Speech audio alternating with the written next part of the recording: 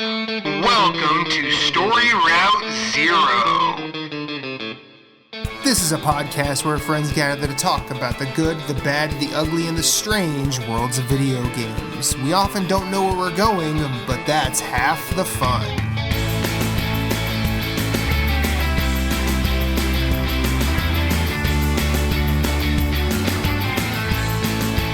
Come on the journey with us. Hit us up on Twitter at StoryRoute0. You can send us an email at StoryRoute0@gmail.com. That includes questions, concerns, comments, complaints, pet pics. Send us some recipes.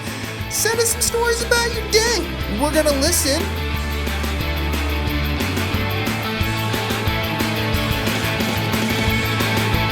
Podcast, start your engines. We have liftoff. Let's have a journey.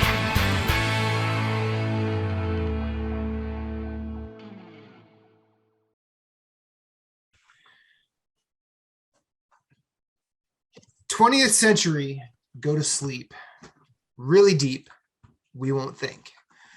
This is Story Route Zero, episode 92. That's REM off of their, or from their song Electrolyte off of New Adventures in Hi-Fi, one of their best albums of the 90s. We've done this 92 times. This time it's a game club time.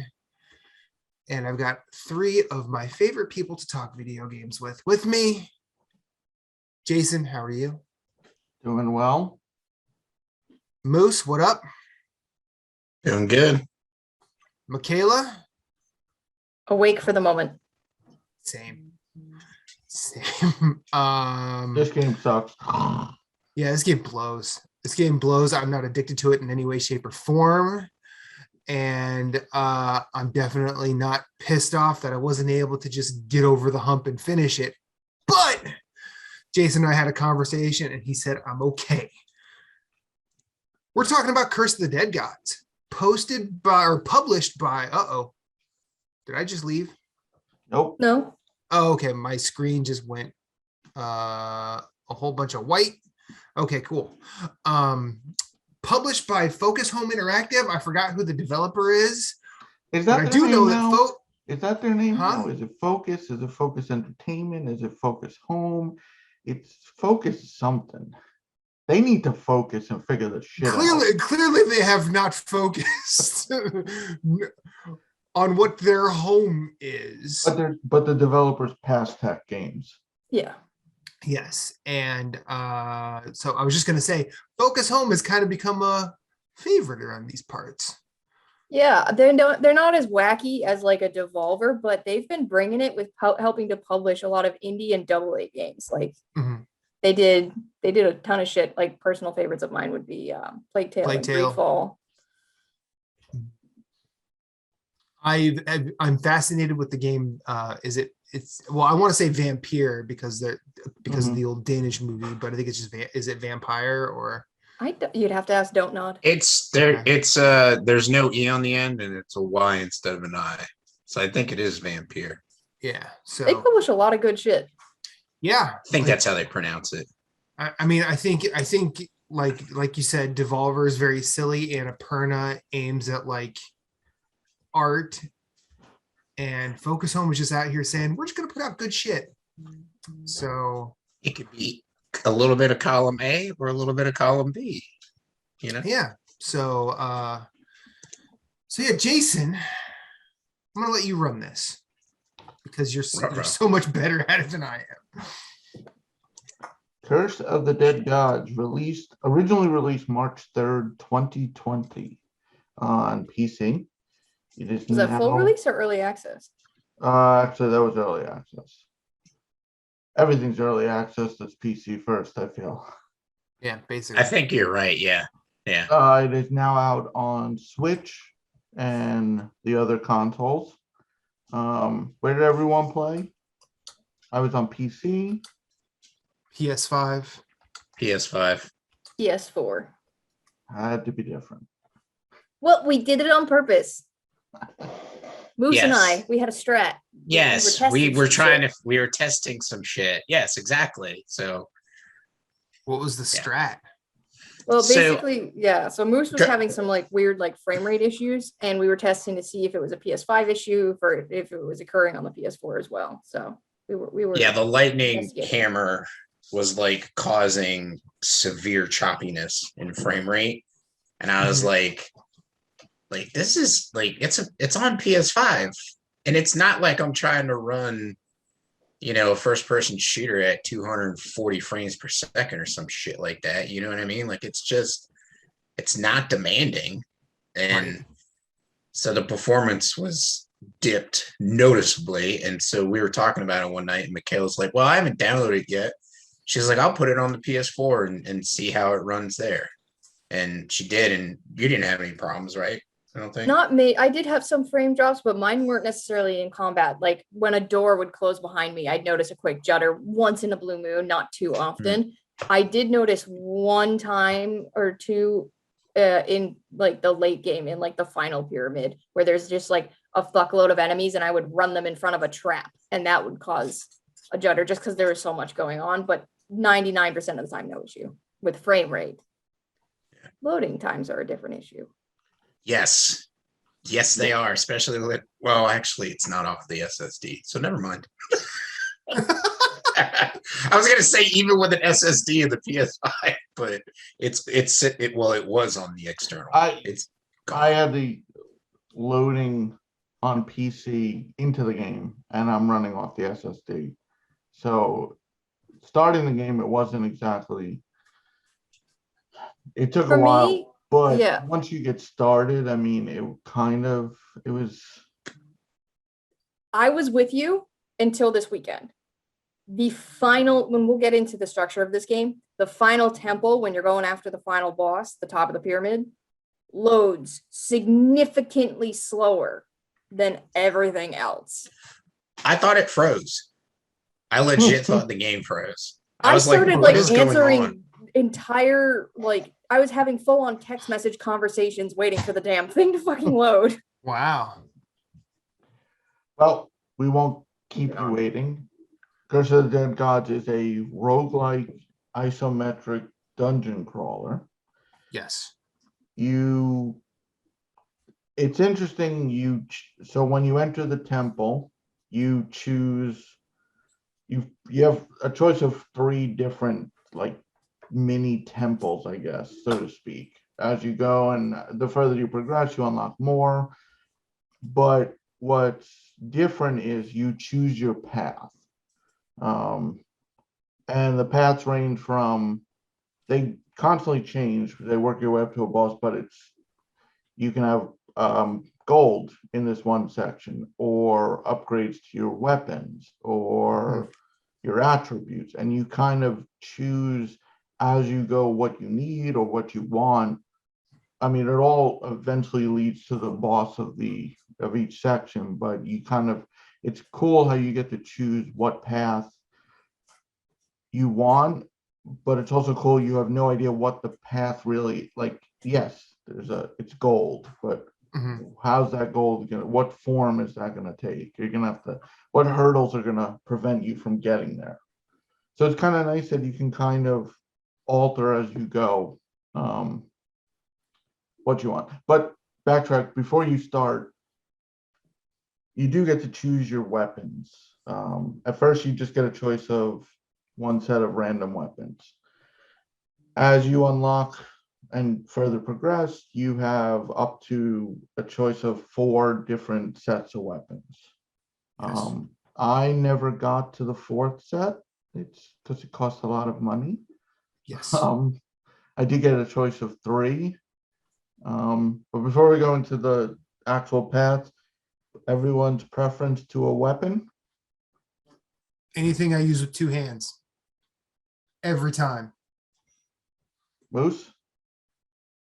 I had top 3 hammer, dynamite, which are both 2-handed weapons, and then I liked the talon, and then there was which is the main weapon, or the dagger. Either one that could do poison damage. I really enjoyed the poison damage, and especially the talon because it was kind of like a teleport behind them, so you could also kind of like use it to get away from an attack or something. So, Yeah, Caleb? I'd have to say either a hammer or like a heavy weapon. They called them heavies, the hammer Yeah. or the sword, like double-handed sword, and then or a bow for my other two-handed, which I used a lot in the early game, abandoned in the middle game, and then came back to in the late game. And then I agree with Moose, something light like either the talons or the claw type weapons that could apply either poison or fire or something quickly. I went primarily range, usually throwing knives, and my two-hand was generally a bow. I found the bow's power shot always crit. And if you're patient enough, it was easy to pull off the power shot. It seems like it wouldn't be, like you have to time it, but the timing window is like 3 to 4 seconds, and like it does a truckload of damage. But I like staying at range altogether. I tried to get that shield that auto parries. It's like the 25% chance to auto parry, which was kind of cool. But sometimes you just get crappy weapons, and you either am I gonna die or just try my luck. RNGesus giveth, RNGesus taketh away. So you pick your path, you go through. As you go through, you collect skulls and rings and gold. Gold is used during the run. Skulls and rings are for post-run purchases. There's also a mechanic of, do you want to buy things with gold or do you want to give your blood? And it was cool how you can weigh what you want. While the blood gave more powerful options sometimes, the drawback was corruption. And when you filled your corruption meter, you were cursed. And some curses were okay. I'm sure we all love the mirror curse, where mirror curse can eat a bag of dicks. I actually got over it the first couple times now, but I got over that one. This was one of the most interesting like debuffs I've seen in a game. Basically, I don't even know what the timing was. I think it's random. It's random, but every say 15 seconds, the whole room flips and it becomes a mirror. So you're running to that door, and all of a sudden it's not there. Right. And it doesn't just flip left to right or It's up like, to down. You don't know which way it's gonna go. No. I found it less annoying in combat, more annoying in exploration, because I would just get fucking lost. Yep. Because I'm like, where's the door? Where is the door? And then all of a sudden traps keep going off. That's kind of the advantage of a heavy weapon. I really like the bow, like Jason was saying. It's super easy to, especially if you have enough divine favors, which we'll get to, I'm guessing, to stack bows with like a lot of crit damage because of that power shot it does. But the heavy weapons can break most traps. Right. And I figured that out. I think I didn't figure that out till like 4 days ago. And I was like, oh, traps are now trivial. I wish I would have. I wish I would have known this a while back. Yeah, some of them you can't break. Some of them they put like out of reach too, so you can't break them. Yeah. Like, you can't break the spike traps and stuff like that. No, but but even when you get the curse that just auto triggers them, they're still kind of like it's a rudimentary like rhythm. So you can't also break the ones that are the spears out of the walls, like the holes in the wall. Yeah, the dragon head things. No, I'm just talking about the circular ones, like they're a row. Like it's in the third. I don't think they're dragons.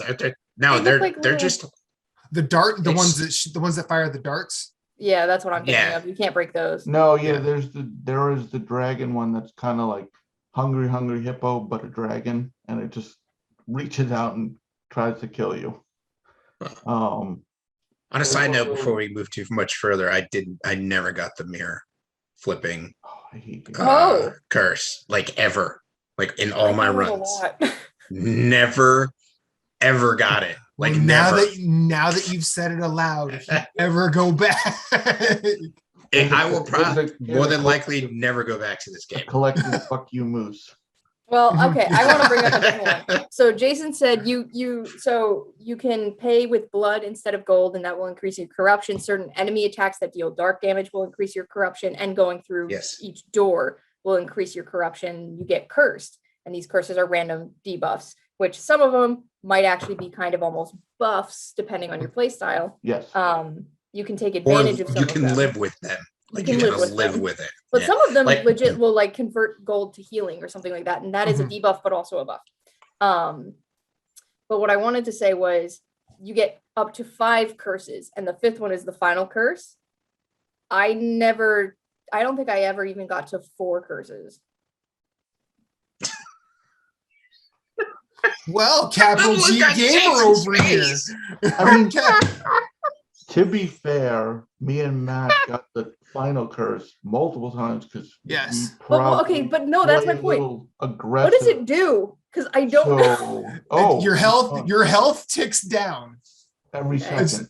every second. It's not like there's a curse where when you it just builds up your corruption.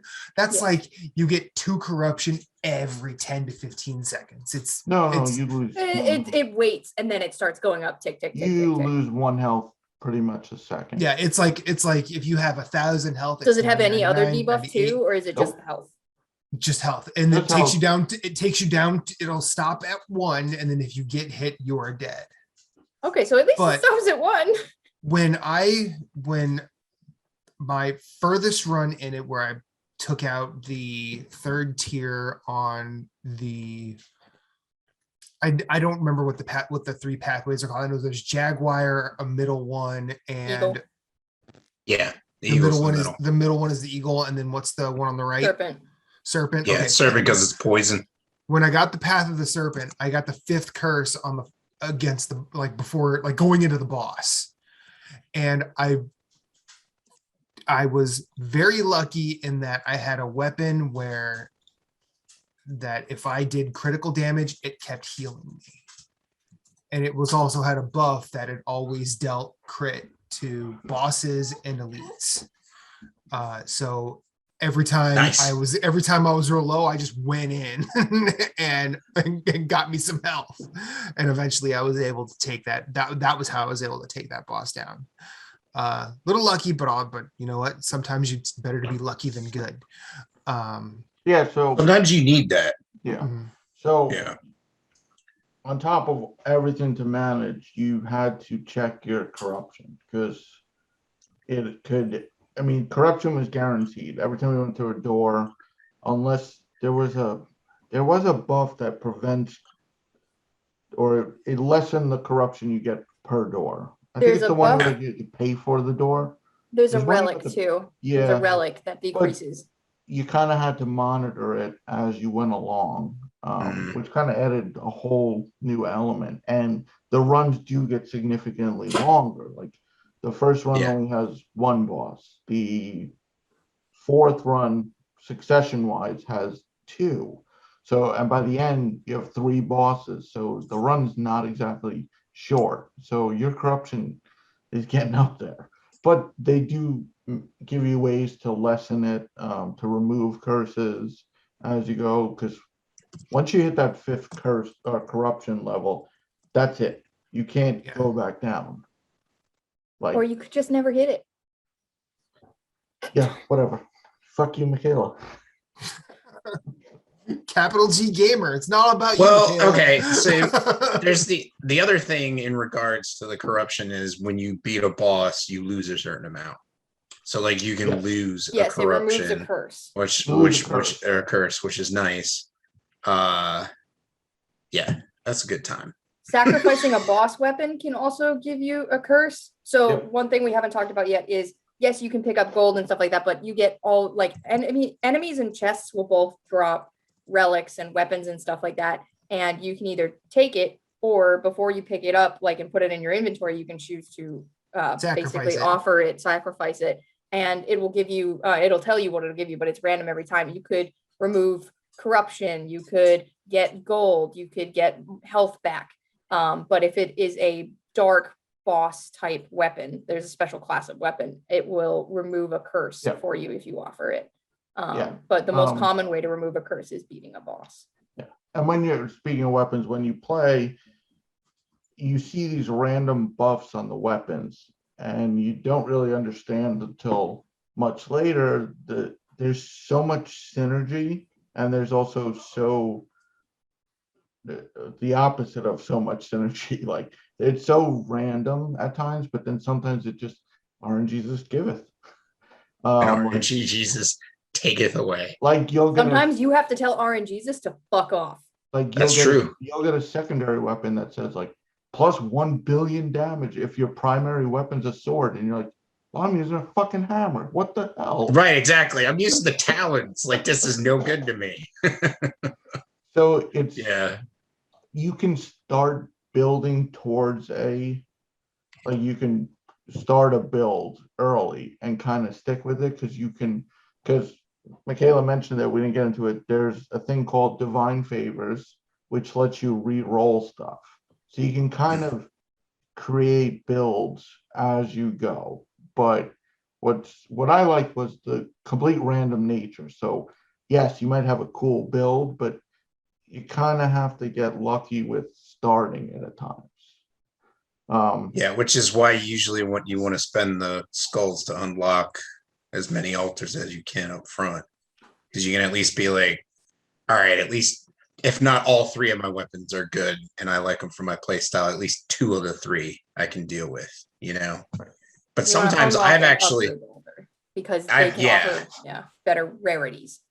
Yeah, I've actually taken the dynamite or a heavy 2-handed weapon. I hate the freaking spears, they're trash, and I hate the bow. The bow is trash. So I would take those even if the main and the secondary weapon were trash. I'd be like, okay, the other ones I don't like because they got a spear or a bow, so I'm gonna take this and just swap the weapons out as you upgrade. So we mentioned roguelike. You die, gold's gone. Skulls and rings that you pick up along the way can be used to purchase the following.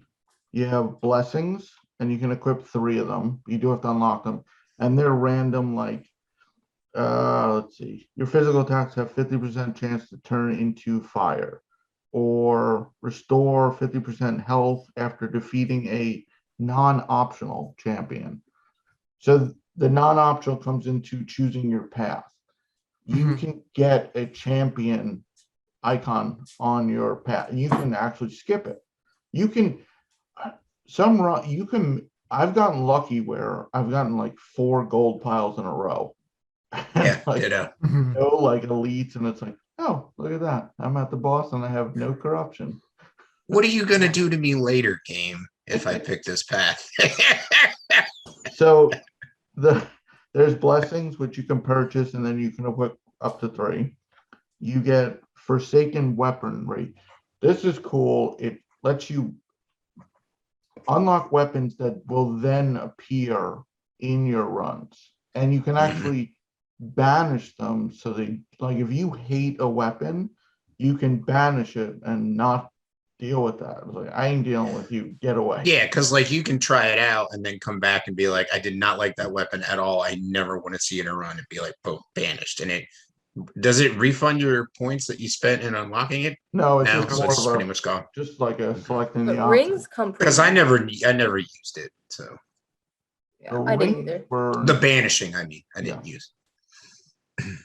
Then you got weapon altars. I mentioned you can unlock up to 4, which gives you a choice of weapons, and then you can upgrade the quality. So you could start your run with better quality weapons, kind of like every game does, like white, gray, blue, purple, blah, orange, legendary. Which is kind of cool that you can kind of choose how to. I never tried to like. Can you like restart, like exit your game and re-roll it, or do you just have to? I never like tried that.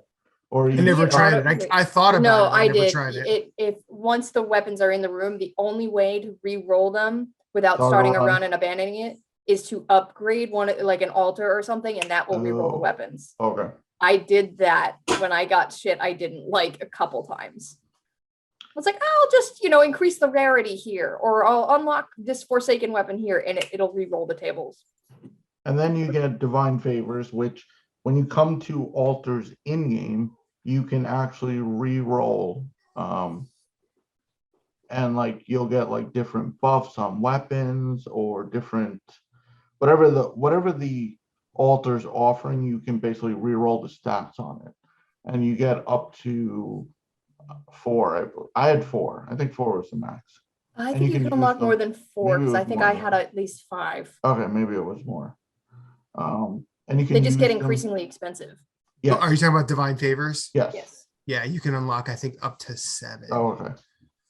I think.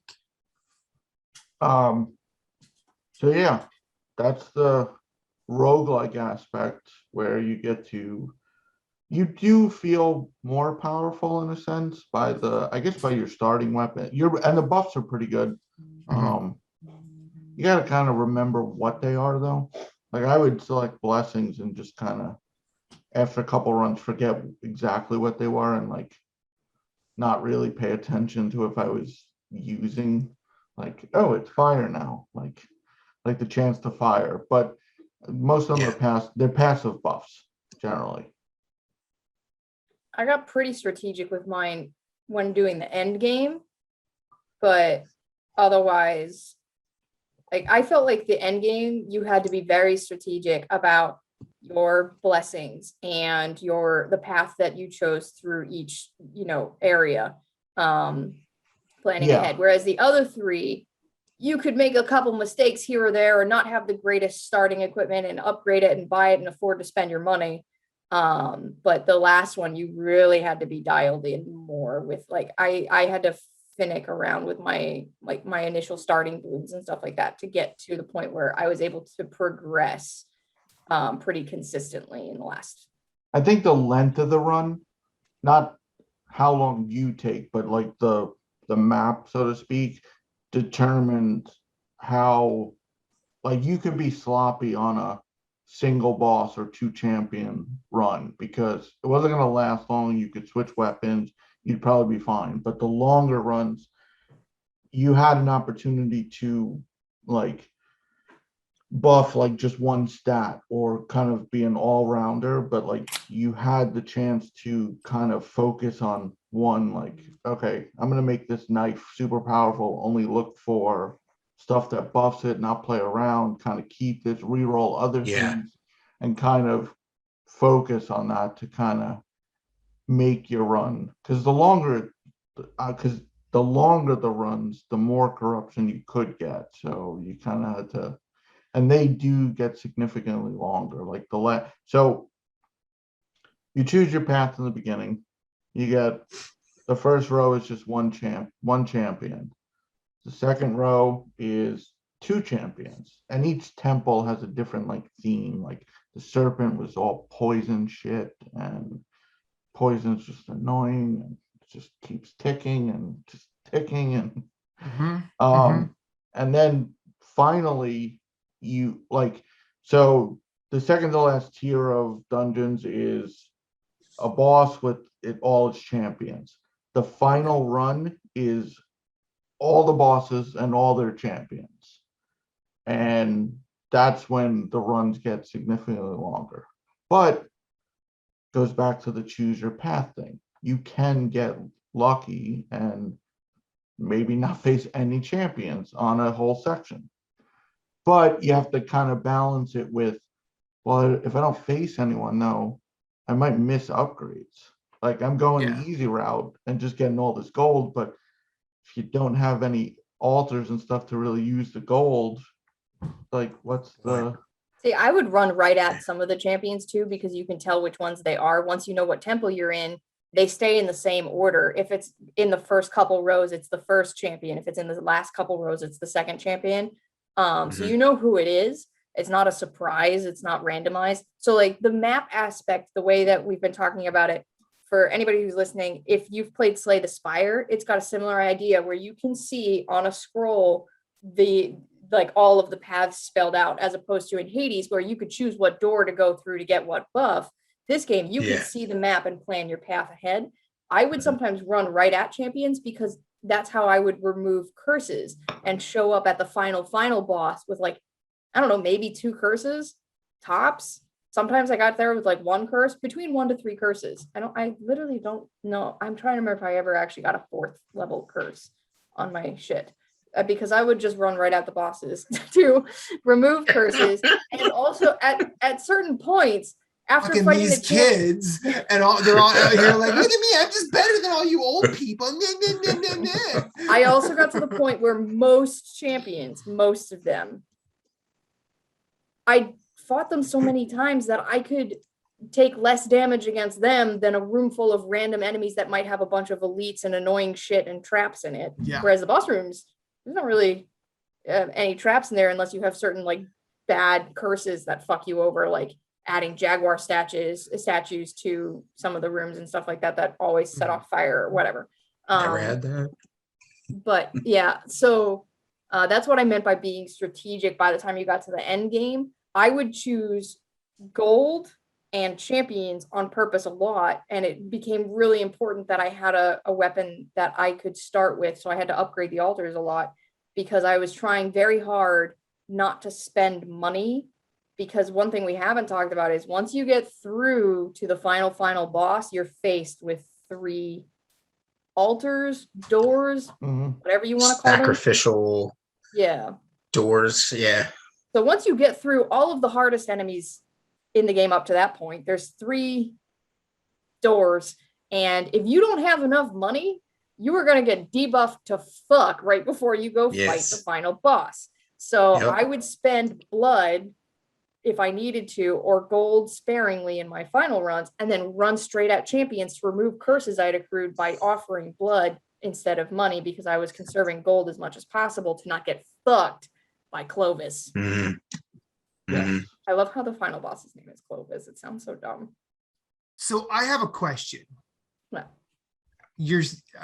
I've heard, now I did see this in the game, like non-optional champions. Yes. Are there optional champions? Yeah. So when you're doing, so explain that to me, just because I don't think I've come to it. So if you're doing the very top of the pyramid, you're doing the final boss run. Each section of the map ends. So you fight all 3 dark avatars essentially, and they're in a randomized order. So you're fighting the 3rd tier boss from each column, and on the way to the boss, on the way to each boss, the lesser champions. So like the tier 1 and tier 2 guys will become selectable rooms on the map.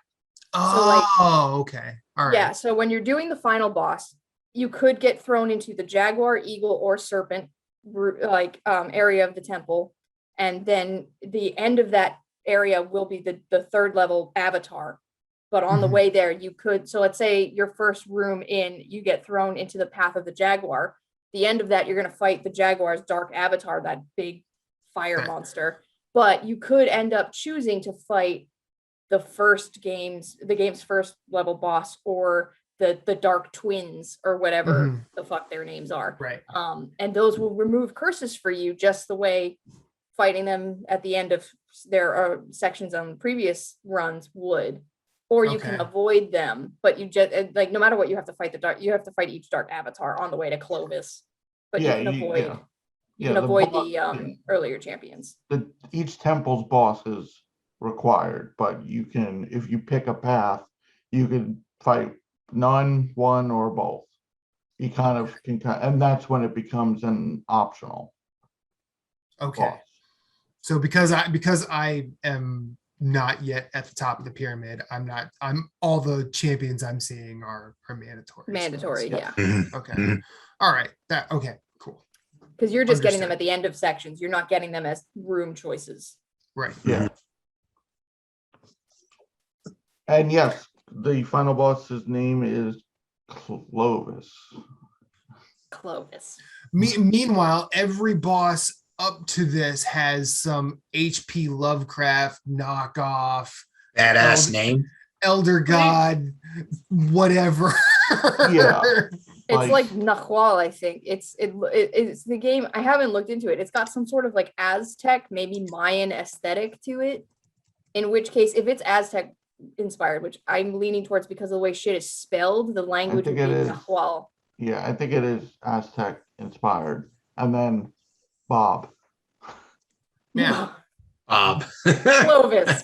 It's some French ass sounding last name. I mean, the dev is French, so. Clovis. But anyway, you face Clovis, and Well, I mean, it's like Neo, where like the second to last one of the late bosses you fight is just Kelly. Oh, I gotta Yeah, but fight he's a Kelly British now. motherfucker. Yeah, but Yeah, still, if you say I'm fighting Kelly right now, it's like, oh, is she trying to steal your boyfriend? I mean, whatever. Is it my wife? What the But at least Neo hell? explains it shit. So like Neo, the English and the Spanish are invading Japan to get the demonic resource. Here it's just like there isn't really much of a story other than clearly you're in the underworld and trying to Yeah. get out. Yeah. And then the And there's thing something standing wrong between with you your and hand. Escape, the thing between you and Escape is just Clovis. Yeah. Clovis the Skelly Man. and Oh, I'm the end of the dungeon there, boyo. and the fights are the boss fights are unique. Like most of the cannon fodder, it's just a lot of dodge and hit. But like the boss fights are unique in their own. And then Clovis. Clovis drop kicks you, and then it's like round one fight. It's like, wait, what the? I thought he starts first. Yeah. Yeah. Like he just appears, Yeah. and you're like, oh, okay. Clovis Yeah. is on a new level. But question, I want to ask, you can include Clovis if you've gotten to him. What is your hardest, most dreaded boss? And what is your most annoying, like regular enemy trash mob? Ooh. So because I am where I am, last night I spent a lot of time trying to get the Jaguar third tier and the middle, what is it? The Hawk?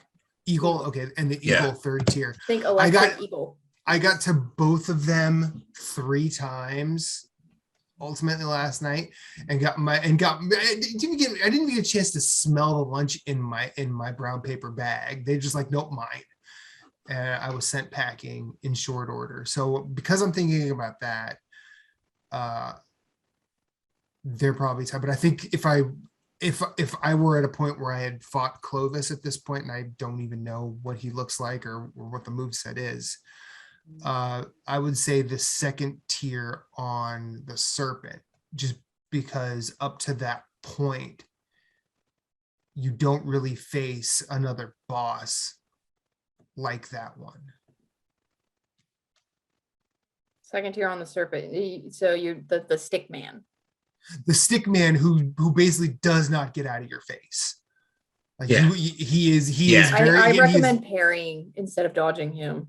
Oh, sure. I've learned that and was able to take down him and his older brother, later on. Oh, so I ate their lunch. yeah. Yeah, I can almost do that in my sleep now, but it was definitely like all of a sudden one of these bosses is fucking mobile and unafraid of you, whereas everyone else is kind of like, we'll just hang back, maybe do a charge move if we feel like it. But yeah. And That's- trash mob, Trash mom. regular Yeah. enemy you just don't like. Oh, it's like I don't know, a dog / wolf / shit move like that spider you're trying to reach on the ceiling and it moves at the last second as you lunge for it. I'd have combos like 8, 9, and it didn't do anything. I'd turn and all of a sudden it would leap at me. It's like, really? Like, Yeah. and every Yeah. time, but honorable mention trash mob is when you have the hallucination and you got attacked by like 70,000 bats. I always Oh like, God, the bats, the bats. I only got that one a Had couple that times, usually either. earlier. oh, Oh yeah, so that the was- enemies when you kill them have a chance to spawn just like. Oh yeah. Okay, bats no, or I did have crows that. or I something. apologize. Yeah, I did find have that one. less annoying. The one I really don't like is enemies die and have the random chance to set off like electric shockwaves. Yeah. That's worse. That one's annoying because the shockwave goes off near them if you're doing melee like I tended to do, but then there was also the circular wave that moved outward from them, like a stone hitting a water, and it's a ripple effect, and you're just like, great, now I got to roll through this too. But Matt, Trash Mob. I never saw either of those, but I liked it. I actually I grew to love the one where it triggers an earthquake and things fall from the ceiling. I only got that once, and I think I removed it before it ever did anything. Oh, I used that on bosses. It was great. Trash mob, my worst trash mob, I will say it's a tie between in the Jaguar dungeon, the people who shoot predominantly corruption at you. Yeah, wraith they're like enchantresses, I guess. They pop in and out. They pop in and out. They'll either throw like Hadoukens at you, or they will do an AoE right around them that is massive corruption damage. Or in the Eagle one, they look like BB-8 from the new Star Wars movies. But then when they open their belly, it just does like a little yes. And they either corrupt you or heal enemies. Yes, I was just gonna say those are my trash mob. That's my trash mob. And if they're closed and you don't have a heavy enough weapon, you just can't do any damage. It's just like ding, ding, ding, and you're like. Honorable mention is that one trap that tries to hug you. It's the statue that doesn't do anything, but as soon as you come near it, the whole statue comes down on top of you, and it's like, what? The first few times it happened, I'm like, if you look at your codex, you can see what enemy has done the most damage to you. Mine is like not even close. It's the temple itself has done the most damage to me. But I wanted to throw my personal trash mob in here is the electric babies. They like scream and then are they not disturbing? Are they not? They're just also fucking annoying because they'll pop all over the map and they have ranged electric attacks and they have AoE electric attacks and they're super annoying and I hate the sound they make. Electric babies are my trash mob for nomination. When I noticed those enemies, I had not been as immediately horrified by any in-game enemies since the baby skeletons in Demon Souls.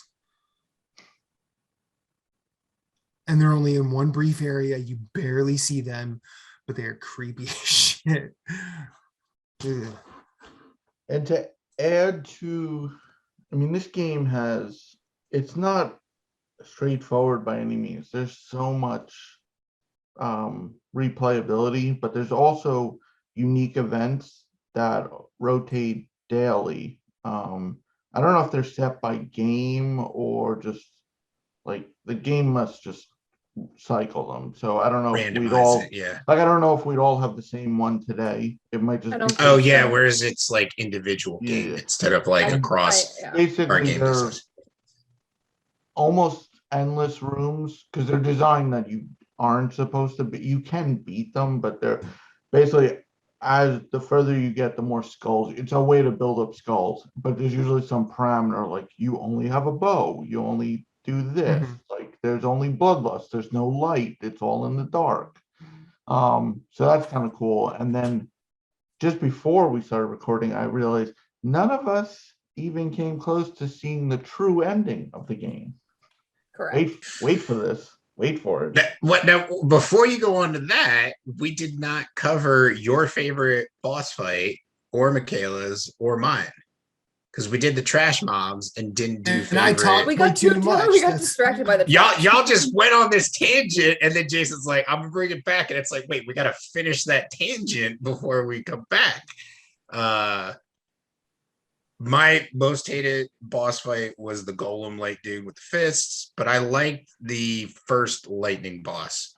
He was a lot of fun. That's the one, Michaela. I still have to send you the video where I fought him. It was a 5-minute fight, and 2 minutes of it, I had 7 health. So nice. I watched. Nice. That was it. And I was using grenades, Matt, which if they bounce off a wall can come back and kill you. Yeah, that was the one thing I didn't like about Bravo. throwing explosive weapons is they can damage you. I was like, fuck that. Oh, see, I loved it because they allow you to reach. So like there's some areas where you're going through, like say the gold sections, you'll just run through and there's lightning traps, mines on the ground, and they set off the big spinning traps. So or there's the heads that spit the little thunderstorms that set them off as well. And you can use the bombs to throw at those heads. And then you just waltz through there like nothing's going on. You know what I mean? So that's why I like the dynamite. Plus, they can do a lot of damage if you level them properly. But Jason, what was your boss? I like the Blood Hunter, the one who summoned the Jaguar, and then you have to like not only dodge the Jaguar, but he did that like circle double spear attack. Yeah, the spear attack, and then you. But I also like the twins.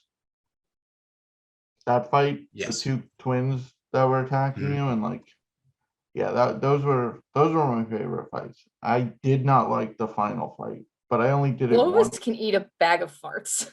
Yeah, Clovis. Yeah, I didn't like that. I didn't like that fight either, and it does the. Matt, do you mind spoilers? No, not at all. It does the traditional, get a second bar of health, and then there's a whole new moveset, and you're like, I'm not even surprised anymore. It's like if I'm in a roguelite, I don't care what game it is, and I know this is the final fight. I'm like, there's gonna be a second bar phase. is a lie. Yeah. No. That is not happening. So here's the cake is a lie, just like that health bar. So Jason and I talked about this like maybe a couple of weeks ago. Like I was playing Curse of the Dead Gods like hardcore, and then I just put it on the shelf because I was like, I have some issues with the controls and the timing of certain attacks where like the game prioritizes you taking damage from an enemy over you actually hitting the roll button at the right time. Because like I've checked my timing and I've tested it, and the game has sometimes been like, oh no, you're going to take this damage from this boss instead of actually rolling like you should have rolled, which is the button you pressed.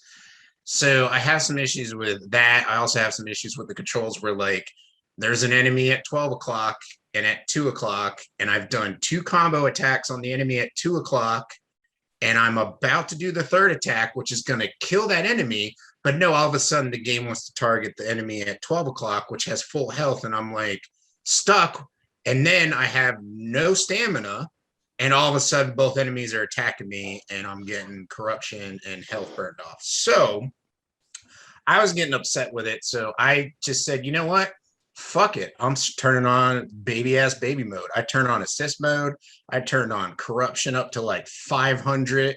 So it takes 500 corruption for me to get 1 curse. I turned on invincibility. I turned on like no stamina burn when you roll. I was just like, I'm running the table on this freaking thing, and I'm killing that end boss.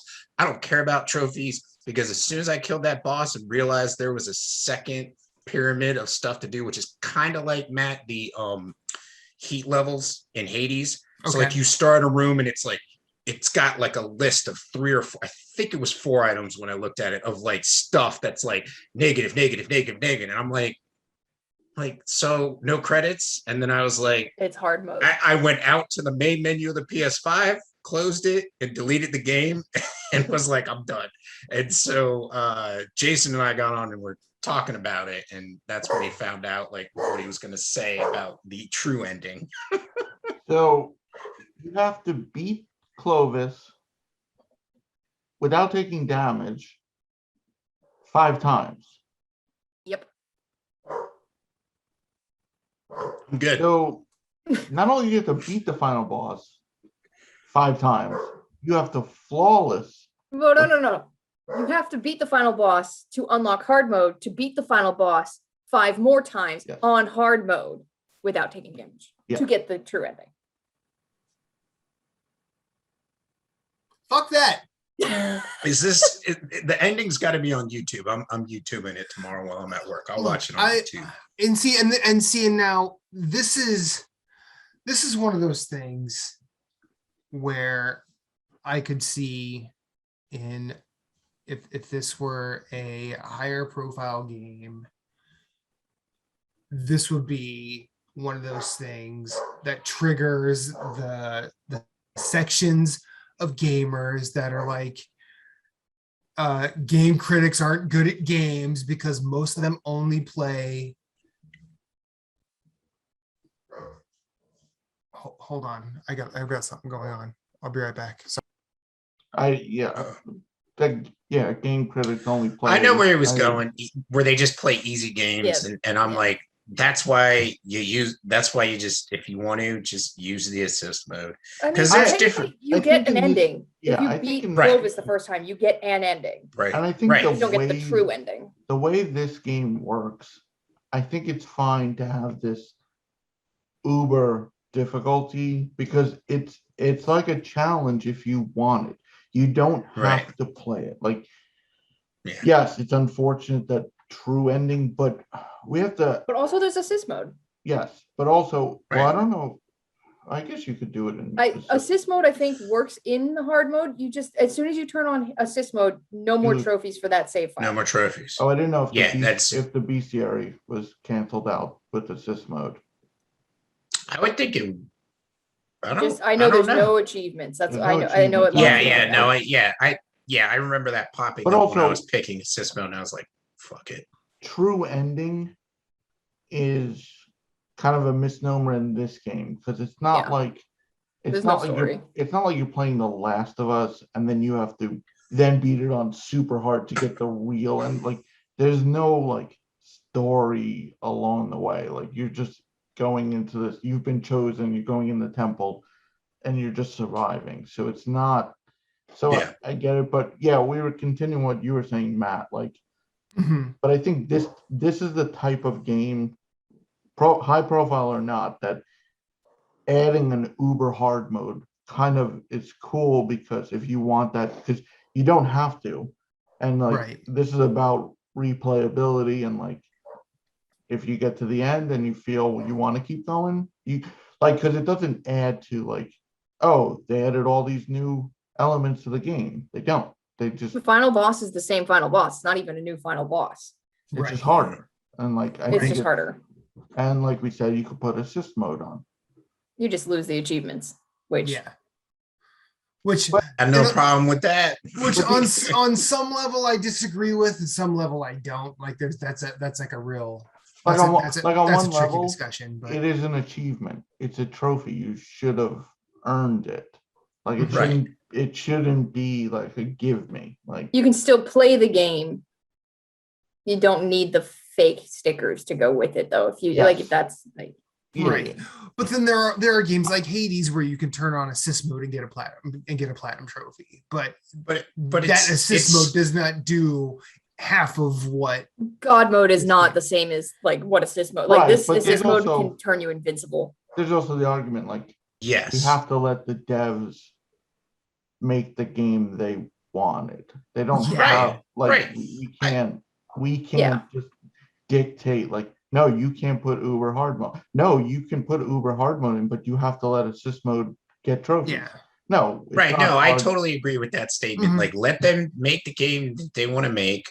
Like I said, I got like when we were playing Ghost of Tsushima, and Jason's like, I'm gonna play this. I think you said you were gonna play it on easy, and I was like playing on medium, and I'm like, now when I'm thinking of going back to Ghost of Tsushima, I'm like, I'm gonna play it on easy. I don't care anymore.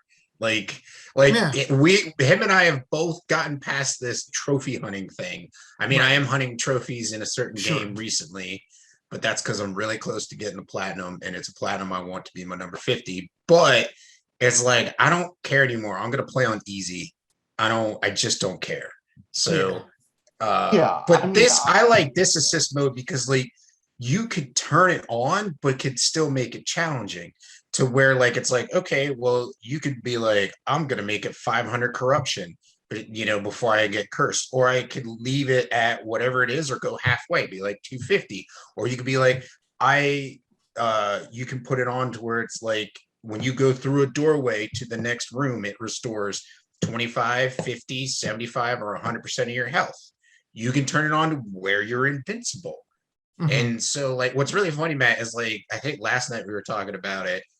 and we were talking about an altar, and we were sitting there, and I'm just like, I just don't have the money for you. You're like, offer blood.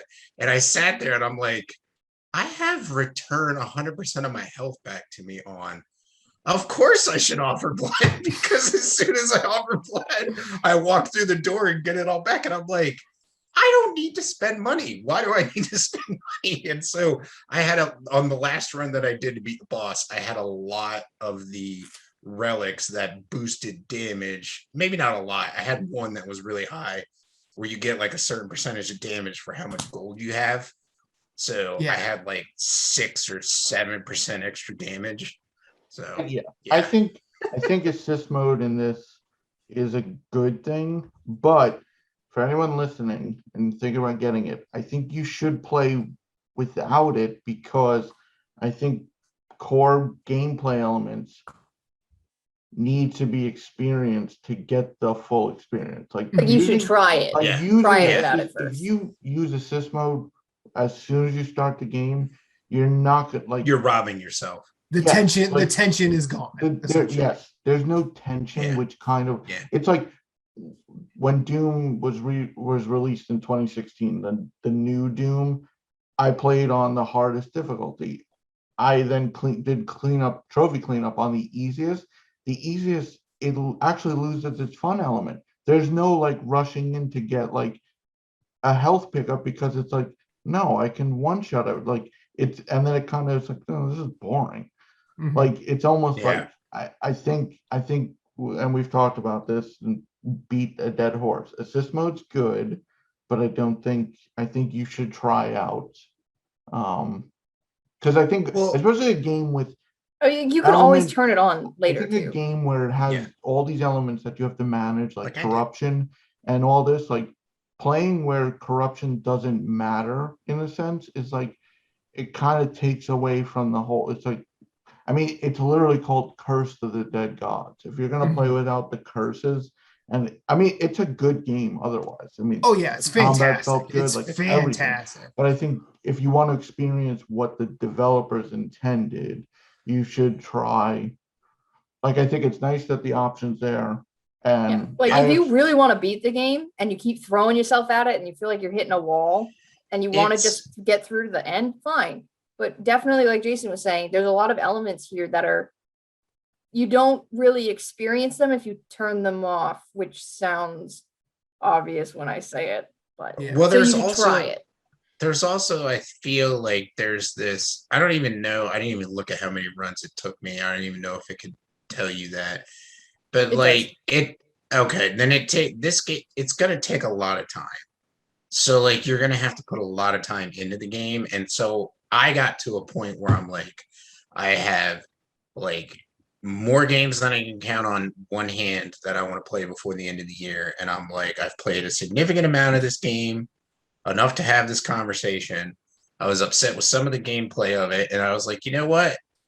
Like I said, I'm turning on baby mode, and we're going to go through it, and I'm going to beat the boss. There were some bosses that I beat. Like the only benefit I had was like obviously no curse, because I had like the 500 curse or a corruption before I got a curse, and like the refill of health. But I beat bosses with like maybe 500 health left or something like that. So it was, it's still challenging while you're using assist mode if you don't turn on invincible. Once you turn on invincible, then you take that challenge all the way. But I feel like the pairing, it's a dance. I feel like it could be like if you've played Neo, it's kind of like Neo's key pulse dance and stuff, like where you're trying to do attacks and dodge at the right time, key pulse. So you're trying to like dodge an attack you can only dodge, and then parry another attack to let your stamina regen and attack and not attack too much, because it will punish you, because it's a lot like Dark Souls, where like you hit that attack button, motherfucker, you're doing that animation, like you can't cancel that, you know what I mean? So like you're going through it. So I appreciate that, and I was frustrated, and I'm like, I'm gonna come back to this. I do want to come back to the game, just not in the near future. I want to say this is definitely a challenging game. Yes. But a learnable one. So Yeah. some things that we haven't really explained fully, I don't think, is that you get 5 stamina to start with, and there are stuff that can like reduce your stamina, which is fucking annoying. I hate that one. Or expand it. or Like you can get expand a it. relic, I think, that expands it. There's a relic Yes. that does. Yeah. Yes. Okay. Um, So you can have and like 6. dodging takes stamina, but so does using your like primary, so using your secondary or two-handed weapon also consumes stamina, so it's a Mhm. balancing act. Yes. You can regain stamina with perfect dodges and parries. I believe you can parry out of most, if not all, attack animations. You can't dodge out of all of them. No. You can cancel most Not attack sure. animations with parry, but some Yeah. of them you can't dodge to cancel. When I finally got my parry, when I finally got my parry game on, I would almost always cancel a heavy attack with a parry. Yes, you can do that. And then something else we haven't even talked about is a mechanic that this game uses that you don't really see outside of like survival type games, except for like the closest I can think of that's got the rogue element to it, but is also got the survival element is Darkest Dungeon. You have a torch in this motherfucker. Yes. You have a Something light we have and a not dark. talked about Yes. is you I are was in the gonna light try and and the bring us dark. back to that, Michaela. Thank you. I wanted to Got bring you, us Moose. back to that. I got Thank you. But go So ahead. in addition to your weapons and your accessories or relics, And as your they're called in this stamina. game, you have a torch. And when you put the torch away to pull out a weapon, your light's gone unless you've managed to light something in the room on fire, whether that be, like a sconce on the wall or an enemy. You can light the enemies on fire and they will be your light. And then you have this plays into your build. You might have buffs that buff you when you're in the light, or you might have buffs that buff you when you're in the dark and do extra damage in the dark, but you also take extra damage when you're in the dark. There's curses that will remove your torch's ability to set shit on fire and stuff like that. So you have a lot But to manage. we'll also remove the damage, the extra damage in dark too, which is cool. It Yes. will. Yeah, there are some again, curses like that I was do talking that. about, buff boon. Some of them you can use to your advantage. There's a lot in this game, but it's not. I would say listening to this without playing, you'd be like, this seems like too much, but it's really not a lot when you're playing. It's because you don't have all of this at once. Yeah. Eventually you do, but it's very gradual. And then sometimes it's definitely an overtime thing. You can go full runs without dealing with the torch mechanic. You can go full runs without dealing with a lot of corruption, some of us. One of us. One thing I also wanted to say, as a roguelike, this has a somewhat of a gentler introduction than a lot of the others, because when you start the game, you can see the map, which like you can in Slay the Spire, like I said, you can see it in that game. But also it's a pyramid system where when you start the game, each run only has one boss. And then the next level, each run has 2 bosses. And then the next level, each run has 3 bosses. It builds you up. Also, it's the same boss every time. Whereas usually roguelikes, they randomize. Hades wasn't as much, but even like Meg would sometimes cycle out with her sisters. Slay the Spire, where you can see the map the whole way, like you can in this game. The bosses were randomized every single run. You don't know who you're fighting once you get there. You don't know who you're fighting. Yeah. Here, if you know what temple you're in and you know what level of the pyramid you're on, you know what boss you're going to fight, so you can prepare accordingly. So it does kind of maybe not ease you into, but builds you up more in a gradual progression than most other roguelikes. Roguelikes usually are just like, and you can with RNGesus, have fun. You can save after each room and exit. Yes. Which is Dead Cells did that, and most people don't even. Dead Cells is like so long ago. Like all these games are roguelikes now, and it's like, oh yeah, Dead Cells. Dead Cells did it. You can literally exit the game, and it would continue right where you were. Which is nice. You had the option to save as soon as you enter the next room. But what was weird was if you moved like an inch, you got fucked. It was like you can't save now. It's like, what? You have like a couple steps. There's like a small little window, and then it's like, nope, you're done. Hit that options. You hit that options on PlayStation as soon as you can. Well, it does at least on PC, it popped up. It said you can save and Yeah. a little thing. Yeah, So it'll I pop assume up on- and say Yeah, it's hit a little- options to it's a prompt. save or It whatever. says save Yeah, there's a available. prompt. which was nice because some people can't use rest mode, or on PC there is no. So it was nice that you can kind of save your run at that point. And it's nice, like it's not like, oh, I'm just gonna save in the middle of combat. It's like you But can if you do save take it. those few steps, you need to finish that room or abandon your run. Yes. And I did Yeah, that a that's few true. times. I was like, oh, I really need to go to bed. Oops, I took a few steps. Well, guess I'm finishing this. Guess I'll save it guess the I gotta next start a one. new one. Oh, Yeah. darn. I'll finish Yeah. this run. I mean, Oh no, I get to stay up and keep playing this super fun game some more. Please, God. I did it a few times, and End with my how early I suffering get now. up. So today I officially completed 1 full month of working out 7 days a week from October 1st to November 1st.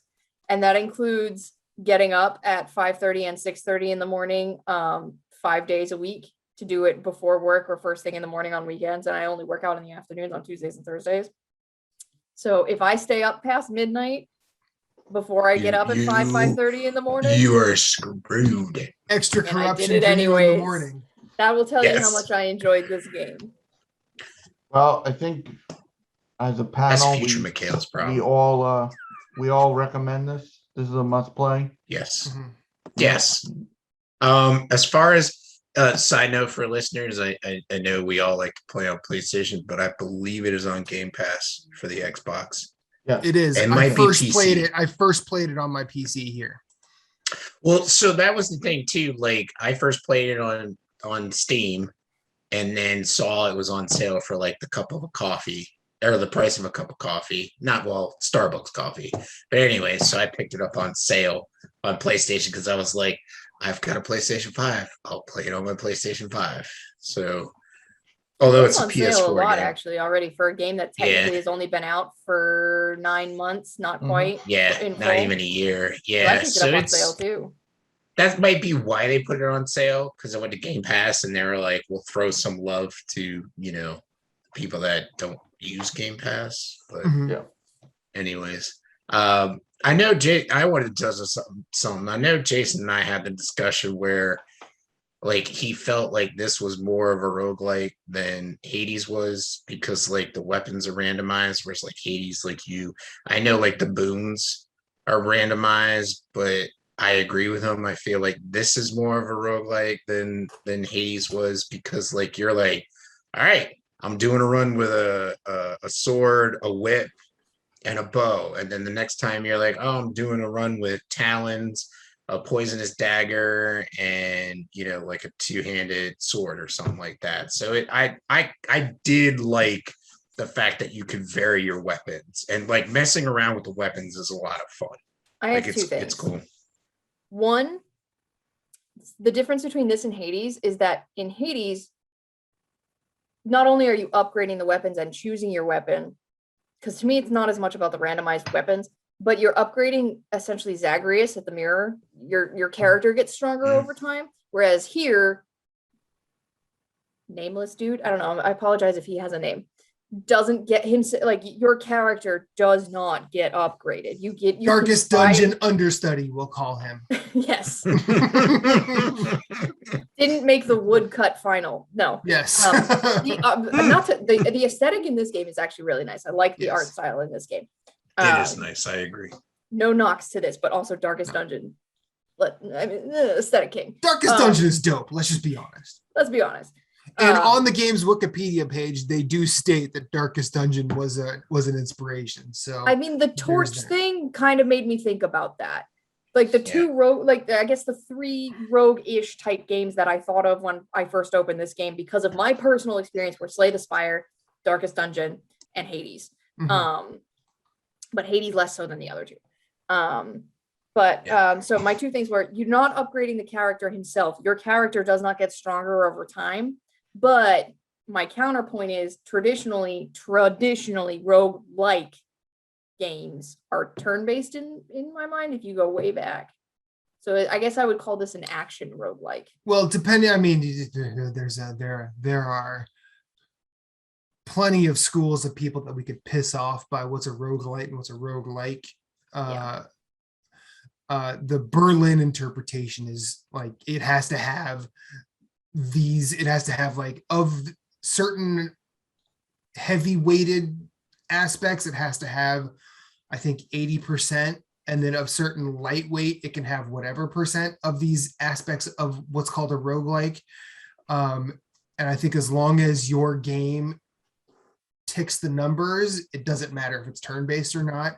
But then again, you'll also have those folks, or just like if it's not turn-based, it's not a roguelike because it's not like Rogue at that point. I would say it's more roguelike than roguelite because of the character not upgrading. I think I would recommend this regardless if you're a roguelike, light, whatever fan. Sure. I think it's or you don't know what roguelike or what the fuck we're talking about. Personally, my preference is games with the most randomization, like Skull the Hero Slayer. You don't know which different skulls you're getting on a run. Dead Cells, you don't really know your weapons. Even when you get to the point where you have everything, it's random. I think Hades is excellent, but I didn't you knew going in, okay, I'm using the sword, I'm using the bow. I think Hades is the definition of a roguelite. Yeah, I think they're all really light. We can argue light versus light, but I mean, they're not I think it's I like the random nature and the more randomization, not knowing your weapons, not knowing your path, that's the appeal to me personally. See, I think one thing that's not random is the bosses. Right. That's the only thing. Right, but with Hades, if you look at it, the weapons that you use feed into the story or have a background in the story, and Hades is way more story focused than a lot of roguelite / likes are, significantly. You're in a run and you're like, this run is shit, I'm gonna die, but you're not pissed. I mean, you might be pissed because you're gonna die, but you're like, well, I'm just gonna go back, I'll go back. You have moved the needle. I've got dialogue. Oh, I'm gonna die in the next 3 hits from the boss because I can't get my shit together. All right, well, I'm gonna go back and get some more dialogue from so and so, or give ambrosia to this person and have them expand our companionship or whatever. So I feel in the near future, I'm going back to my room and I am fucking Thanatos. That's what I'm doing. Well, all right. You do whatever you want, man. That's I will. No, the point that I was trying to get to is I like I think we all like all of it, the randomness, the not randomness, but I am looking forward to seeing what pages a lot of indie developers take away from Hades as far as storytelling. So but I do like to say that even though I had a problem with some of the controls and whatnot, Curse of the Dead Gods does balance things, I feel, pretty well. The light, the torch, the darkness, and the light, you do more damage in the light, you take more damage in the dark, balancing your stamina, balancing, it does a good job of balancing. And I don't feel at a certain point you're just well, this is unfair. You know what I mean? That the mechanics they were trying to put in the game as far as that goes balances really well. So I think, but like Jason said, it's or Michaela said, it's a good introductory because you're just you're gonna have to deal with a lot, but it's not all at once. You're just pretty early and you get going, you're oh, I understand my dark and light. Oh, yes, I want to run over there and light up that torch because I might fight somebody over there and I want to do more damage than take more damage. So I think that where this and Hades sort of come together is Hades is probably the roguelite for people who do not like roguelikes or roguelites. This is probably one of the better introductory roguelikes that I've ever played. And this goes to something I said on Discord to Jason. This game's construction in terms of your progress through a run and the way that the aspects of like roguelike rooms is very it's very transparent in a lot of ways, but it's also tons of signifiers in terms of what roguelikes throw at you. Like, is it a room where you're just going to get gold? Is it a room where there's going to be an upgrade? Is there a room where there's going to be a challenge or a task that you have to do? Is it a boss? What I really noticed as I kept playing is this game's progression is very much constructed like Binding of Isaac, except Binding of Isaac is hidden to the user. Like, you don't necessarily know how you unlocked a path beyond the boss, beyond like when you first fight Mom. You have to beat Mom 4 times before you can get the extra 2 levels to start fighting Mom's heart. And that's not necessarily like, the game tells you when you've done it, but you don't know what you did to do it a lot of the time. Whereas this, you start up, you go to that first boss, fight it. Okay, you've got a victory medallion. Here's what these medallions do in terms of getting you further in the story. You can't go to the next tier until you have, I think you have to have 2. So ultimately, you might as well just do the first 3, and then you have to do all 3 sets of 3 before you can get to the final pyramid. And seeing that in action compared to roguelikes I've played, roguelikes I've loved, and roguelikes I've even not cared for too much, it's nice that there's sort of a roadmap here. Mm-hmm. And I would say, like, if you are roguelike curious, or you don't really know, or the thought of starting your run over with no real clear way forward is a challenge, look at this game, because it basically teaches you to get comfortable mechanically with everything, even though it's a lot. And as you start to get comfortable mechanically, you start finding yourself going further and further and further. Like, there's always going to be a roadblock because RN Jesus makes fools of us all. Mm-hmm. Yes. But sometimes you can tell him to fuck off. Sometimes you can. Sometimes you can. Is the element That's of true. roguelikes is sometimes you'll get those runs where you just want to give up. You want to abandon the run because you didn't get the weapons you like, or you got really bad debuffs that really, really bother you. But there is a magic in roguelikes where you're like, if you just decide to push through and you're like, fuck it, maybe I'll just get as many skulls or whatever I can on this run and not worry about beating it. And then you find yourself going further and farther, and you're like, I'm not dead yet. Motherfucker, why am I not dead yet? And then you end up doing a lot better than you thought you would. Like, when I finally beat Clovis, I had been fucked, teased, taunted, poked, and prodded by RN Jesus. And I had every buff that I did not want to have get, like, every debuff. And that motherfucker never took you to dinner. And I was like, motherfucker. So I ran at every champion I could. I removed every one of those, and I'm like, you know what? And I'm not doing great damage. I didn't get a great starting weapon, but somehow the magic of roguelike, it develops in unexpected ways. You can never 100% predict the next room or the next outcome or what's going to happen. So taking chances, experimenting, learning is just often rewarded by surprise progression and beating Clovis. Yeah. Well, it's also just like, just be like, just gonna do the run. Like my first, like the run where I beat Hades for the first time, and Hades was with the bow. And as soon as I picked up the bow and started making the run, I'm like, this is gonna be a shit run.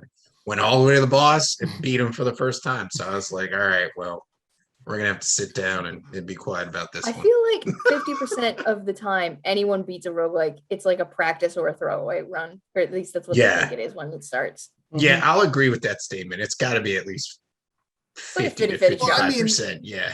I mean, when we were still on our last thing, Moose was on my stream where I beat the secret ending of Spelunky, and I didn't think I was going to do it at all through that run. That was fun.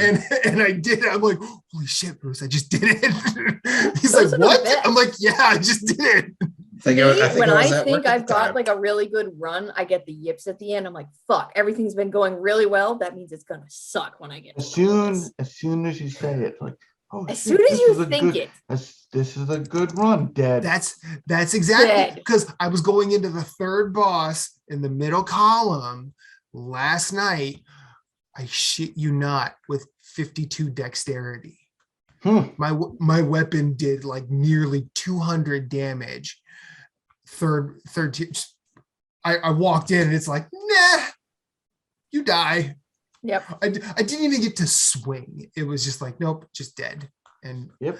I honestly Also, can't I even didn't tell you mention- how it happened. Yeah, I don't think I mentioned mine earlier. I think I talked about my trash mobs, but my bosses, which boss I dreaded the most before I started working on the final pyramid, and which one I dreaded the least, flip-flopped. So the first like couple rungs, so like the first tier and the second tier, no boss took me, like I did all of the bosses in 1 to 3 tries. Like Mhm. none of the first 2 rows took me more than 3 runs to complete. And then the dark avatars, the third pyramids, it started to take me 3 to 5 tries for, I think the jaguar took me 3 tries. The middle tier, that eagle one, took me 5 tries, and the serpent one I killed on the first try. That serpent I killed on the first try became super annoying when I was doing my Clovis runs, because his trash mobs healed him, and my bow like strat wasn't necessarily killing them fast enough, and he would just, it got wicked annoying. But I got wicked good at that middle fight, so it flip-flopped. The fight that I found the hardest became the one that I was like, okay, I'll breeze through this, and the one that I found the easiest became the most annoying in the entire world. But the reason I think that middle boss, I wanted to say, is hard is because he's more erratic and has a larger move set than the other 2 bosses. The jaguar hits like a fucking truck. The serpent just has trash mobs, which are annoying, but they don't have as much speed or variance to their move set as the one in the middle. You do the right amount of damage at the right time. Like I would found myself I would just stay in the middle of them, do one big charge swing, and all of them are gone. The boss is dazed, and that was I was using heavy weapons before that, but when I switched to a bow strat, he became more difficult. Right. Okay. Yeah. So this game's good. Yeah, and I think we all enjoyed it and we all recommend it. We have one piece of news. Well, one group, but anything, Chris? No, just one piece of news. Oh yeah. But before that, did anyone like finish any games or anything this week? Since we last recorded, I finished Kena. Nice. I knew you were close. And that game made me feel things. Lots of things. And I'm actually excited to go into the master mode when I actually do it. And good luck. I mean, well, yeah, that's fair. Like I could, it's one of those things that after I beat the boss, I'm like, okay, let's think about this. And I started to realize I really like the feel of the parry in that game. Like the way that parry feels, it feels like it's not nearly as cool, or it doesn't do nearly the same thing, but it has that cadence of the Makiri counter in Sekiro. And I really love that. I know it's not as cool as stepping on a spear that's being stabbed at you, but I really like that game, and I think I will. Hopefully, I don't think I'll platinum it before the end of the year, but I'm definitely going to keep at it and do that. But yeah, I did beat Kena. Congratulations. Thank you. Nice. After 32 years, I finally beat Alleyway on Game Boy.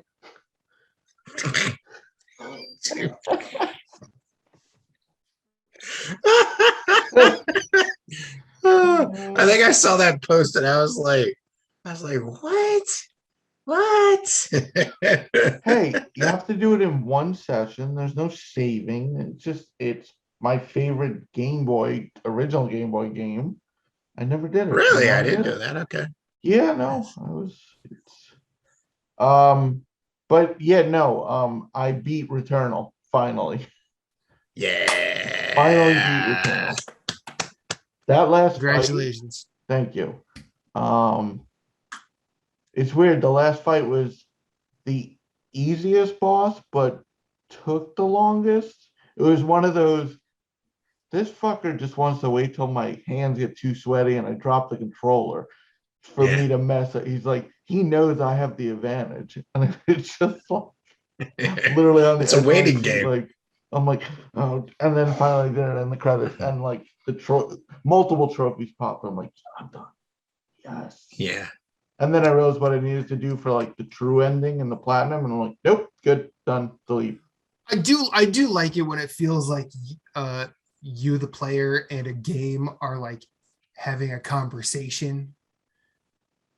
I do love it when that happens. But yeah, we had Sony had a state of okay. Yeah. Thank you to stole Morris that. Yeah. for that. I mean, yes, there was a little bit for There's a couple nuggets. everybody. There's a couple nuggets though. There were some shockers, but it wasn't like wow factor. We're gonna suspend the gamers. It's all about you, and just give us our true feelings for a moment on this.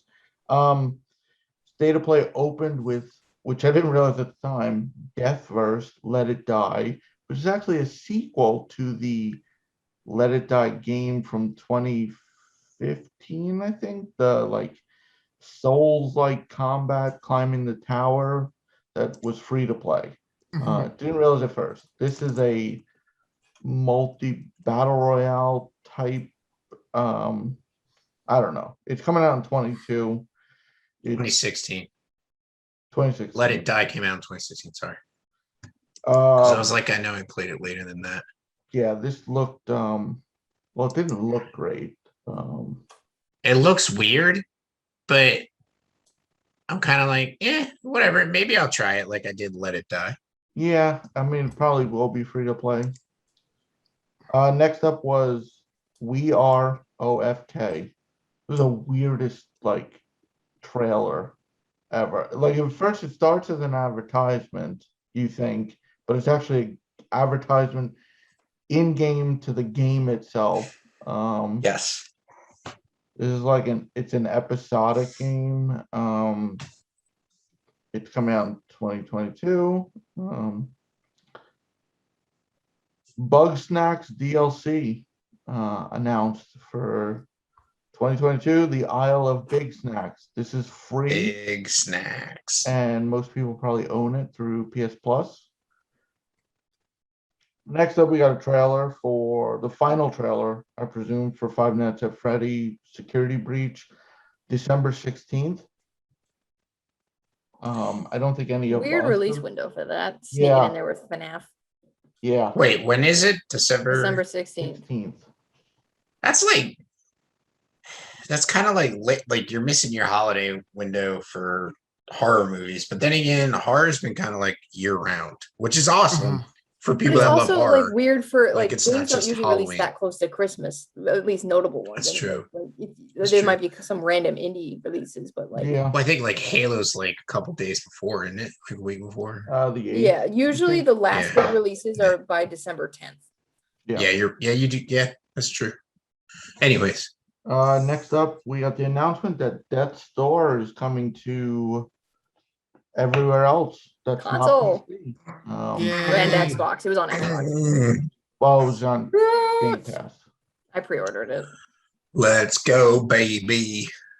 I'm ready. Next is a Kart Rider Drift, which is kind of got that Nation Racers feel to it. Yeah, this touched a lot of map buttons.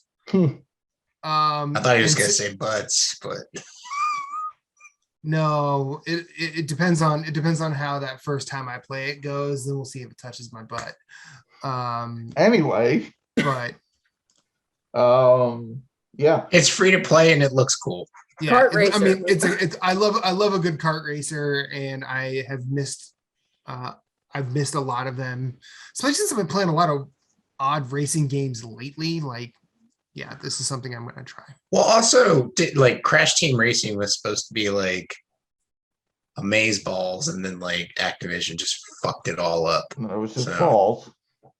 Yeah, it was just balls. So Yeah. it Just wasn't balls. amaze balls. It's just balls, and you're just like, I don't want this. I need the amaze.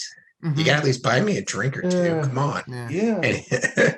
Next up, well, this was already announced, but King of Fighters 15, the open beta was announced for PS4. People go 5. nuts about this franchise though. Whenever Which it is- comes up, Hype for fighting game fans. Like Yeah, I no. saw that, I was like, like I feel like this. I do agree the state of play was state of okay, but they did cover a lot of really good stuff for like all Mhm. over the Oh, yeah. place. this is my point. There's usually at least one thing for most Yeah. people. You Yeah. might I have not think it multiple was things the in this best show one. ever. Like I do not think this was their Right. best show ever, but there was at least two Right. things I got excited about for myself. Yeah, 3. And then things I Yeah. was like, this is stuff that I know other people are gonna get excited about, like King of Fighters. People go nuts, even though I don't like fighting games. Right. Like I sat there and I was How like, about okay, 5 Nights at Freddy's. I don't like horror games, but I know people who do. I hope they have a great time with it and it's a great game. And same with the King of Fighters. Like I hope it's fucking phenomenal for fighting game fans. So Mhm. Right. Next up is First Class Trouble. It is out tomorrow or 2 days ago when this should go up. It is also a PS Plus game for November. It is, if you're a fan, if you were interested in Among Us but don't like cartoons, here's your game. This is an Among Us clone. I mean, down to the mechanics. It's Point of order, it's an Among Us like. Thank you very much. fine, Or is it a light? whatever. Whatever. Thank you, Michaela. You're welcome. I got you. yeah, I like it. I like how you did that. Next is a new Star Ocean, the Divine Force. Yes. Let's make a comeback. This was As kind soon of as I saw out of I mean, like, you had to wonder if it was gonna happen. this is like out of Oh. deep left field. Well, it's been 5 Yes. years at this point. Well, 5 years. Well, because the last game was not necessarily the best game in the Some series. people enjoyed it. We'll be honest. I'm Some not people saying enjoyed I'm it. not saying it's bad. I'm just saying it wasn't the It's not best great. of what they've done.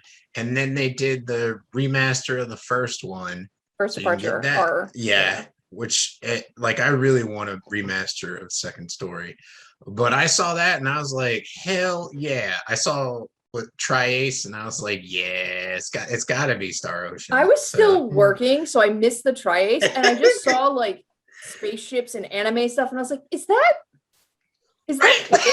And then the title comes up, I was like, oh yes, it is. like it has a style to it. Like if you took all of like annotations that this is a Star Ocean game and showed it to some people, they'd be like, that's a Star Ocean game. Like, because it just has a style to it, which is nice. Or you I know? just play enough JRPGs where I can like I have this literacy where I can like read different Yeah. types of weeb just by looking at a few Mhm. screens. different types of weave. But yeah, I'm fluent in hopefully, weave. hopefully it's good. 2022, I think they said, right? And last Yes. but not least, and we knew about this one because it was the promo for the State of Play, Little Devil Inside, the second trailer. I gotta say, I was interested in Little Devil Inside from the first gameplay trailer. Whatever they showed here seemed like a totally different game.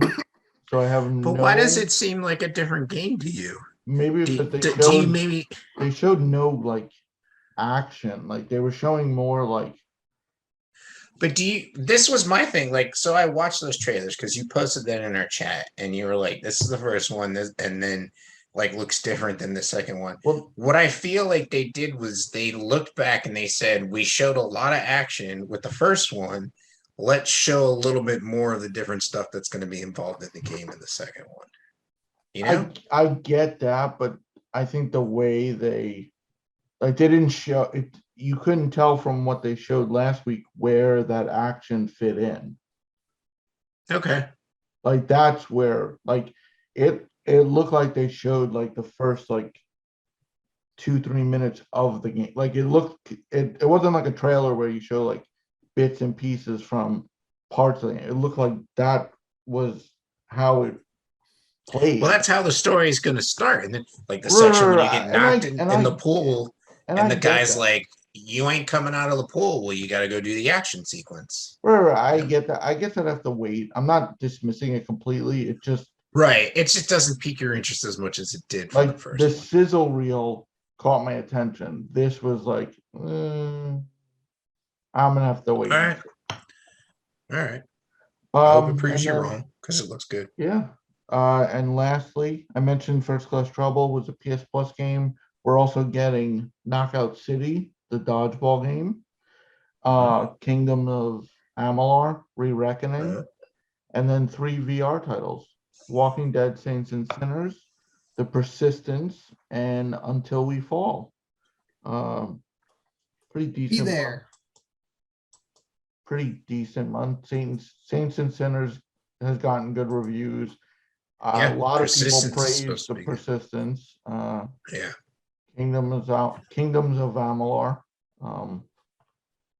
Yeah. Knockout City, I played the beta. It's okay, but it's another one of those multiplayer type games. If you're interested, you'll try it. If not, like, Side note, Kingdoms of Amalur is getting new DLC Yeah. soon. Probably next year now. But yeah, it'll have DLC. yeah, and that was nothing else happened. Nintendo's Switch expansion pack video is now the most disliked Nintendo YouTube video of all time. Christ. Jesus Christ. Um, Well, rightfully so, because it's got to, I don't know what the breaking point's going to be for Nintendo fans, because now I'm just realizing, like, I'm like, this is ridiculous. Like, at least respect your customers and put out a decent port. Like, I shared a video in our chat where they compared, like, the Switch version of Ocarina of Time to, like, the Wii U and how it looks like completely different. And then there was a guy who's a speedrunner. I watched his video of it, and he was like, there's lag input on buttons, the crazy mapping, like you can't even remap the buttons. And if you just use a regular Pro controller, you have more than enough buttons to remap stuff, and they don't let you remap stuff. It's like so weird, like the choices that they made for a lot of their things. It's weird, but I'm happy it's their most disliked because we've talked about it before that Nintendo always gets a pass. Yeah. Yeah, that's true. That is a true statement. So maybe Yeah. I doubt it'll change anything, but one can hope maybe seeing this, but it's not going to change anything. Other publishers and big companies like Xbox, Ubisoft, I would say yes, a public reaction like this would prompt a business change. Nintendo is one where, because they're bulletproof, they're probably just going to keep doing what they do. Yeah. I think it was one like more piece of news. One more piece of news. This is I had one. Oh, you do as well? This is not you go first then. I was just going to say, since Jason mentioned that he beat Returnal, for those that don't know, there was a patch recently that added in the save state. So now you don't have to like fear of like losing power to your console, it crashing when you try and start it up from save state. There's a suspend save that'll save, and once you start it up and load that save is burned, and you got to make a new one later on. You can't do it during a boss fight or combat. So it's like, hey, once I clear a room or something, good to go to save, and I can quit out, and maybe, I might be playing Returnal while I wait for, Matt to pop on to play some Demon Souls, and I can save state or suspend save and get out of there and play some Demon Souls without worrying about losing a run, because their runs can be long in Returnal. Yep. Well, my final run was 2 hours and 13 minutes. Okay. Yeah. Which makes for people like me, this game literally is now playable because I can't use rest mode on my PS5, and I might not have 2.5 hours to sit and finish a run. Right.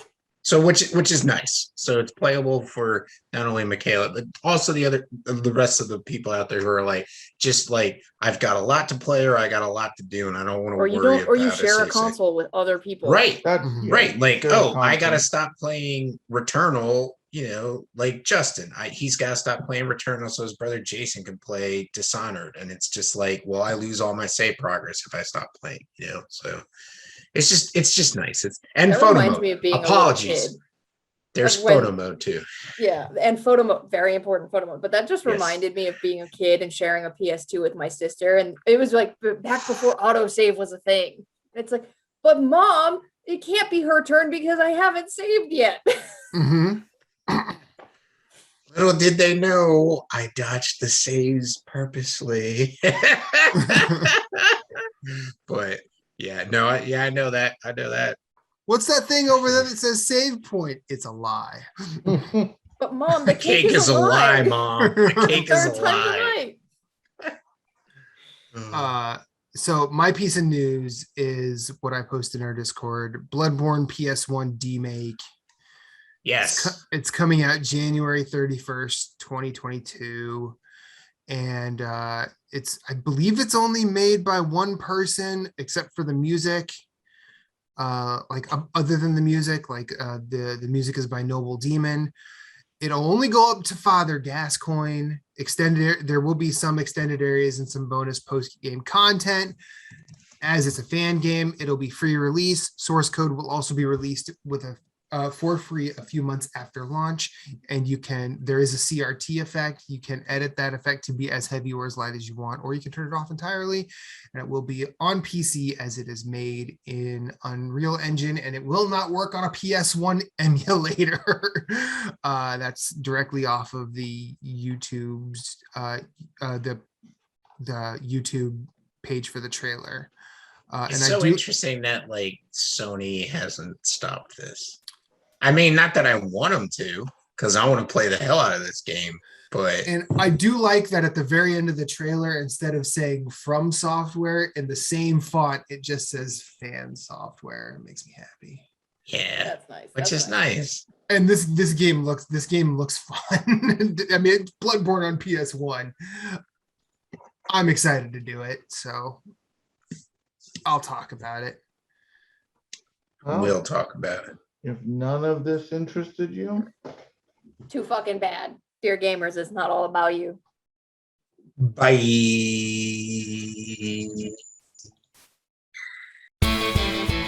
Story Route Zero, we have some cool friends who do some cool things, and I'd like to tell you about them.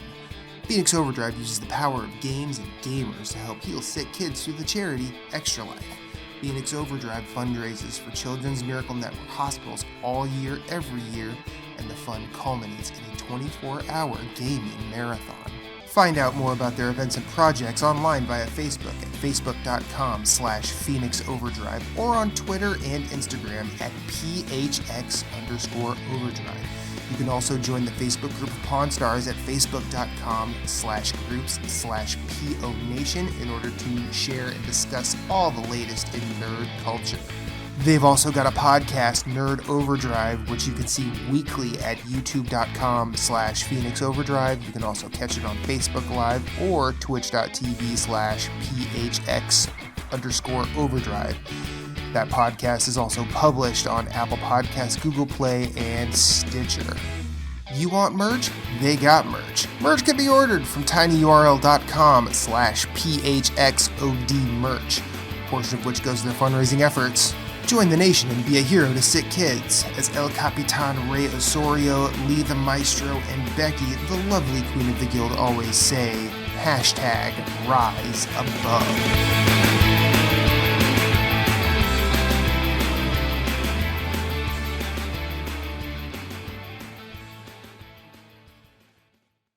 Thank you for listening to Story Route Zero. We hope you have enjoyed your time here as much as we've enjoyed having you. Once again, questions, concerns, complaints, pictures of pets, or favorite recipes can be sent to storyroute0@gmail.com. You can yell at us on Twitter @StoryRoute0. Rate us and review us on iTunes, YouTube, or wherever you may have found us, as it helps with discoverability. If you'd like to hit us up individually, you can find Moose Cool @Sven, that's SVHENN on Twitter, PSN, Instagram, and of course Twitch, streaming games. You can find Jason Marshall writing at obelisk.co. You can also find him on Twitter at GimpyJ with 2 Y's at the end, as well as PSN, Instagram, and Twitch. He also has his own website, whereisthepausebutton.com. You can find Michaela Crescione doing all sorts of writing at obelisk.co, as well as on Twitter at RedXMod. My name is Matthew Keel. You can find me everywhere I'd like to be at infinite_rewind. That's Twitter, that's Instagram, that's Twitch, that's PSN, and I also have my own website, infiniterewind.com. Be sure to check us out at all the places. You are always welcome, and you will always have a seat waiting for you on this ride. Thank you for listening, but for now, it's back to the real world for us. So we will see you on the next one.